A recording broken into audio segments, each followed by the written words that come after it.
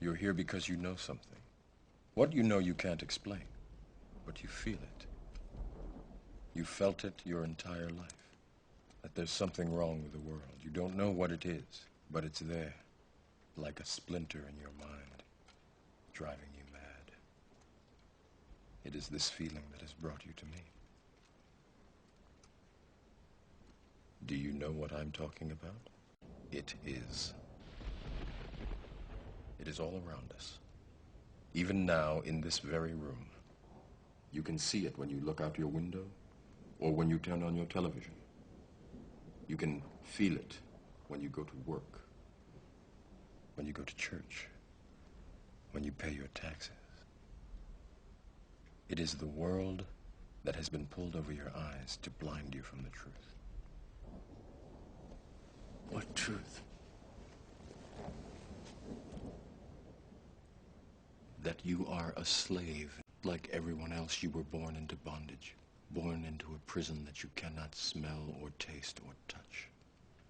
A prison for your mind.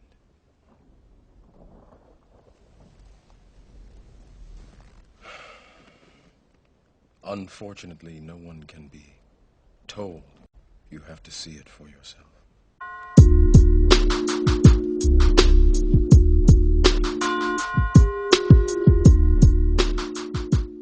The man in the middle left Africa to go into Europe at a time during what is called the final or the last glaciation. The climate in Europe was extremely cold. It was much colder than it is now. And during this period of some 20,000 years, he underwent the adaptation to become what we know as white men.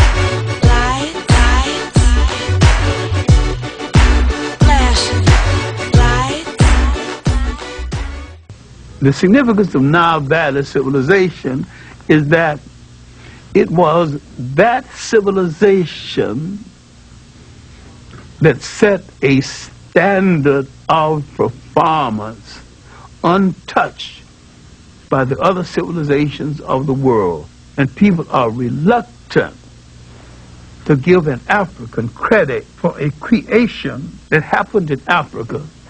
They also forget that the Nile Valley stretches 4,000 miles into the physical body of Africa, and that it was the world's first cultural highway. For centuries, Eurocentric scholars had rejected the idea that the mighty Egyptian empire was in fact created and maintained by black Africans. The concept that Western civilization was the product of non-white intelligence, imagination, technology, and spirituality was unacceptable. When you study the ancients of your own people, not the damn Arabs, glorying in Arab history, study your own history. If you study your own history, you will know that the Kaaba that sits as the spiritual center of the Islamic world has a root in your African mama and your African daddy and your African great-grandmother and great-grandfather and down the line. When you study the Medu Nectar of ancient Egypt or Kemet,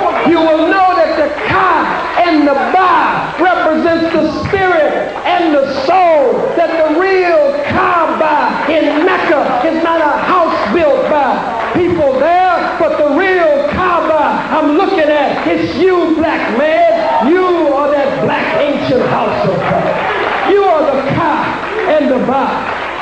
The white Christian, the white Jew, so-called, the white Muslim. When you all finish, you end in Amen, the name of the ancient God, the hidden one, the prime mover behind all things. Amen. Ra. Science, music, literature, drama, the whole culture, particularly the religion of all the people of Asia, can be traced directly to the Africans of Asia. The world owes a debt to the Africans of Asia. In this book, called The Gods of Northern Buddhism, we find a name, the Asian name of the supreme deity of the universe. His name is Sambo. They say when nothing else was, Sambo was. The name of the God of the universe to the people of Asia. And there are many places that carry this name.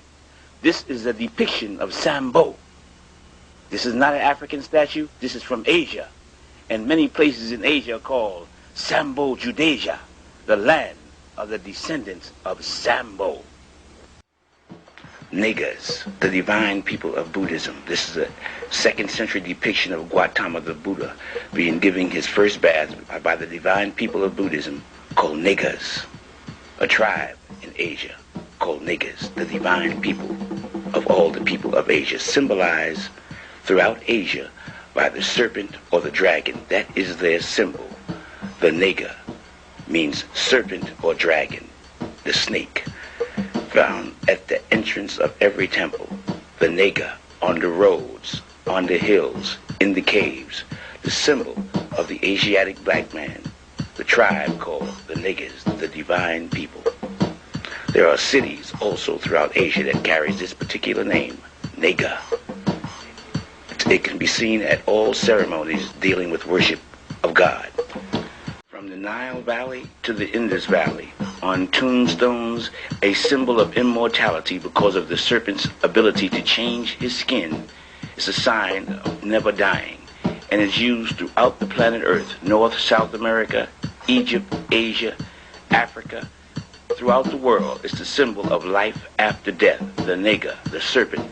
In all ancient cultures, in all ancient religions, the serpent is the symbol, the Nigga, the symbol of divinity, of God.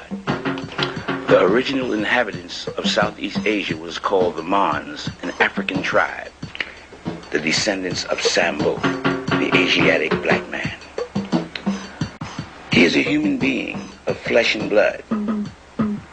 He comes as a teacher, as a manifestation of God. His teachings are called the Dhamma.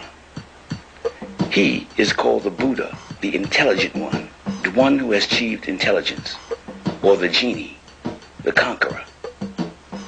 He comes to explain the laws. The dancers of God, those who play the music for Osiris, the features of the Twa are the features of the Twa that you find here in America. Yeah, there's some strong black stuff going on in this building. Go grab some of the white folks walking around the corner and come over and see if, ask them, tell them that this is from Ghana and see if they can tell the difference. Africans discard the psychology and propaganda of all other people. I'm trying to tell you Africans what we got to do to get ourselves out of the lion's den that they made for us. I know you think you get joy out of it. What you get is anesthetization out of it. It doesn't deliver you. It puts you to sleep. You running and getting happy because you don't feel nothing. Global 2000, the report to the president. Their study said if we don't do something, there will be zero population growth for white folk. And in order to preserve the survival of the white race, lands lands which contain resources that the United States needs must be freed of its population.